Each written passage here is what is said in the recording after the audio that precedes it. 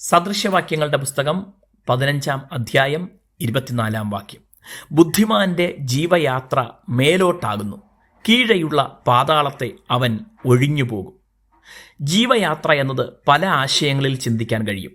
പ്രാഥമികമായി ജീവിതയാത്ര എന്ന് പറയാമെങ്കിലും ഇവിടുത്തെ പശ്ചാത്തലത്തിൽ ജീവന്റെ യാത്ര എന്നാണ് കൂടുതൽ യോജിക്കുക. ജീവനിൽ വളർന്നുകൊണ്ടിരിക്കുന്ന യാത്ര എന്ന അർത്ഥത്തിലും ഈ വാക്യത്തെ മനസ്സിലാക്കേണ്ടതുണ്ട്. പല കാരണങ്ങൾ കൊണ്ട് ചില വ്യക്തികളെ ബുദ്ധിമാനെന്നോ ജ്ഞാനി എന്നോ ഒക്കെ വിശേഷിപ്പിക്കാറുണ്ട്. അവരുടെ വിജയകരമായ പല തീരുമാനങ്ങളും പ്രവർത്തനങ്ങളും സമൂഹത്തിനായുള്ള സംഭാവനകളും ഒക്കെ പരിഗണിച്ചാകാം അങ്ങനെ വിശേഷിപ്പിക്കുന്നത്. എന്നാൽ ശ്രമിച്ച് പരാജയപ്പെട്ടവർ ചിലരെങ്കിലും ഈ ഗണത്തിൽ പെടുത്താവുന്നതാണെങ്കിലും അവരുടെ ഉദ്യമം വിജയം കാണാത്തതിനാൽ അവരെ ആരും ഗണ്യമാക്കുന്നില്ല.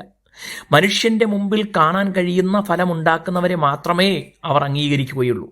എന്നാൽ താൽക്കാലിക നേട്ടങ്ങൾക്കുപരി നിലനിൽക്കുന്നതും അടുത്ത തലമുറകൾക്കും പ്രയോജനം ചെയ്യുന്നതുമായ മഹത്തായ കാര്യങ്ങളെ വിഭാവനം ചെയ്യുന്നവർ മഹാജ്ഞാനികളാണ്. അവർ തങ്ങളുടെ കാലഘട്ടത്തിൽ വേണ്ട വിധത്തിൽ മാനിക്കപ്പെടണമെന്നില്ല. ബൈബിളിൽ ബുദ്ധിമാൻ എന്ന് പറയുന്നത് ഈ താൽക്കാലിക ജീവിതത്തിൽ നേട്ടങ്ങൾ കൊയ്തവരെയല്ല.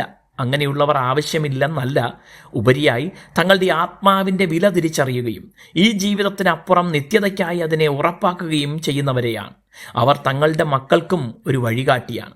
പലരും തങ്ങളുടെ തലമുറകളെ നിത്യജീവന്റെ പാതയിലേക്ക് വഴിയൊരുക്കി കൊടുത്തവരാണ്. തങ്ങളുടെ കാലഘട്ടത്തിൽ അതുവരെ ഉണ്ടായിരുന്ന തെറ്റായ ജീവിത ശൈലിക്ക് മാറ്റം വരുത്തിയവരാണ്. അബ്രഹാം ബൈബിളിലെ ഒരു ഉദാഹരണമാണ്. അദ്ദേഹത്തിൻ്റെ കാലം മുതൽ തൻ്റെ തലമുറ ജീവനുള്ള ദൈവത്തെ അറിയുന്നവരായി ലോകത്തിൽ നിലകൊണ്ടു.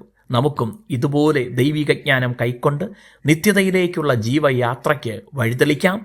ഈ ലോകത്തിൽ മാനിക്കപ്പെട്ടില്ലെങ്കിലും വരും തലമുറ നിത്യതയിലെത്തും. ദൈവം നമ്മെ അനുഗ്രഹിക്കട്ടെ.